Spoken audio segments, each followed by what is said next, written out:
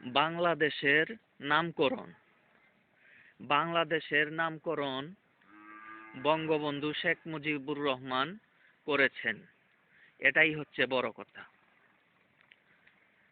Hi everybody, I am Junaid Ashrafur Rahman, Honours Masters LLB from Bangladesh, Mymensingh District, Nandail Municipality, 5 number ward. Hello, আমি জুনায়েদ আশরাফুর রহমান। আমার বাড়ি বাংলাদেশের ময়মনসিংহ জেলার নান্দাইল পৌরসভার 5 নম্বর ওয়ার্ডে। 1971 সালে বাংলাদেশ ভারতের সহযোগিতায় যুদ্ধ করে স্বাধীনতা লাভ করেছিল। এটা তো ঐতিহাসিক সত্য। এখানে পেচ মুচুরার কিছু নাই, কথার মারপেচেরও কিছু নাই। এভাবেই বাংলাদেশ অর্থাৎ আমরা, বাংলাদেশের মানুষ পাকিস্তানের বিরুদ্ধে যুদ্ধ করে দেশ স্বাধীন করেছিলাম। আর ওই যুদ্ধে সুপ্রিম কমান্ডার ছিলেন বঙ্গবন্ধু শেখ মুজিবুর রহমান। তিনি বাংলাদেশের নামকরণ করেছিলেন 1971 সালের যুদ্ধের আগেই। এটাই হচ্ছে মূল কথা, এটাই হচ্ছে ঐতিহাসিক সত্য। এখন আমি আলোচনা করব বাংলাদেশ এই নামটা কোথায় কোথায় ছিল। বঙ্গবন্ধু শেখ মুজিবুর রহমান বাংলাদেশের নামকরণ করার আগেই বিভিন্ন কবি সাহিত্যিক তিনিদের রচনাবলিতে বাংলাদেশের নাম উল্লেখ করেছিলেন। কিন্তু বঙ্গবন্ধু কার লেখা থেকে বাংলাদেশের নাম নিয়ে বাংলাদেশ নামকরণ করেছিলেন সেটা বঙ্গবন্ধু কোথাও উল্লেখ করেন নাই, আমি এতটুকু জানি, আমার জানা মতে। এখন কেউ যদি বলেন যে অমুকের লেখায় বাংলাদেশের নাম পেয়ে বঙ্গবন্ধু বাংলাদেশের নামকরণ করেছিলেন, সেটা হবে সেই ব্যক্তির নিজস্ব মতামত। কেননা বঙ্গবন্ধু নিজে সেটা কখনো উল্লেখ করেননি। যদি কেউ করে থাকেন তাহলে কমেন্টস বক্সে লিংক দিয়ে আমাকে জানাতে পারেন, আমি দেখে নেব এবং আমার ভিডিওতে পরবর্তীতে আমি আরেকটা ভিডিও আপলোড করব এই ভিডিওর সঙ্গে রিলেটেড। ওকে, কথার মারপেচ ধরবেন না, অযথাই কথার মারপেচ ধরে নিজে নিজে ধরা খাবেন না। এখন বিষয়টা হচ্ছে কার কার লেখায় বাংলাদেশ শব্দটার উল্লেখ ছিল। বাদশাহ আকবরের আমলে একজন লেখক, সম্ভবত আবুল ফজলের রচনাতে বঙ্গদেশ লেখা ছিল, বাংলাদেশ লেখা ছিল না। কিন্তু পরবর্তীতে রবীন্দ্রনাথের অনেক আগেই কবি ভারতচন্দ্র রায় গুণাকরের এক রচনায় বাংলাদেশ শব্দটা উল্লেখ আছে। পরবর্তীতে সুকান্ত ভট্টাচার্য নিজের কবিতাতে লিখেছেন, হিমালয় থেকে সুন্দরবন হঠাৎ বাংলাদেশ। এই যে হঠাৎ বাংলাদেশ লেখাটা হলো, সেটা হয়েছিল 1971 সালের যুদ্ধের অনেক আগে। রবীন্দ্রনাথ ঠাকুরের বিভিন্ন রচনায় বাংলাদেশ শব্দের উল্লেখ পাওয়া যায়। রবীন্দ্রনাথ ঠাকুর তো পরলোক গমন করেছিলেন 1941 সালে 7ই আগস্ট, আর যুদ্ধ হয়েছিল 1971 সালে। অর্থাৎ রবীন্দ্রনাথ ঠাকুর 1971 সালের যুদ্ধের 30 বছর আগে পরলোক গমন করেছিলেন। অর্থাৎ খাঁটি বাংলায়, সহজ বাংলায় বলতে গেলে মারা গিয়েছিলেন। তিরুধান, পরলোক গমন, এগুলো তো অনেক হাই লেভেলের শব্দ। হ্যাঁ, সহজ খাঁটি বাংলায় বললে এটাই, যে তিনি 1941 সালের 7ই আগস্ট মারা গিয়েছিলেন। আর তিরুধান, এই পরলোক গমন, এগুলো অন্যরকম ইউজ হয়, অন্যরকম একটু হাই লেভেলে এইসব শব্দ ইউজ হয়। আমি সহজভাবেই বললাম।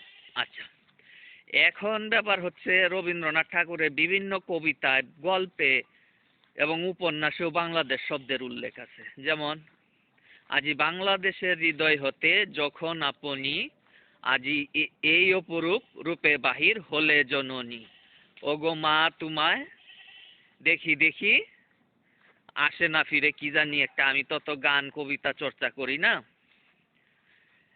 আজি দুয়ার আজি খুলে গেছে সোনার মন্দিরে। আসলে কবিতা এর প্রতি আমার তেমন একটা ইন্টারেস্ট নাই। আমি গল্প, উপন্যাস এবং প্রবন্ধের চর্চাটাই বেশি করি। গান কবিতা আমার গানের প্রতিও তেমন ইন্টারেস্ট নেই। আমি গান শুনি কিন্তু নিজে গান রচনা করি না, আবার কবিতাও বেশি একটা লিখি না।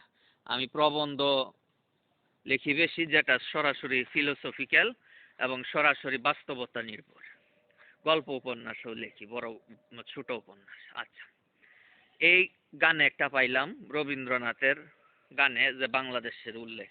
আবার সম্ভবত রবীন্দ্রনাথের আরেকটা কবিতা উপন্যাস আছে শেষের কবিতা, যদিও নাম শেষের কবিতা কিন্তু আসলে এটা কবিতা না, এটা একটা উপন্যাস। এই উপন্যাসেও বাংলাদেশ শব্দটা উল্লেখ আছে।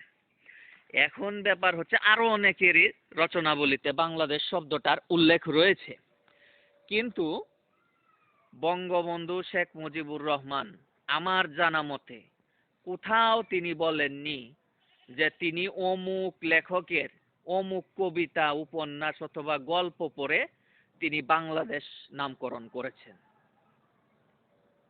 কিন্তু বঙ্গবন্ধু শেখ মুজিবুর রহমানই হচ্ছেন বাংলাদেশের নামকরণকারী, এটা হচ্ছে ঐতিহাসিক সত্য।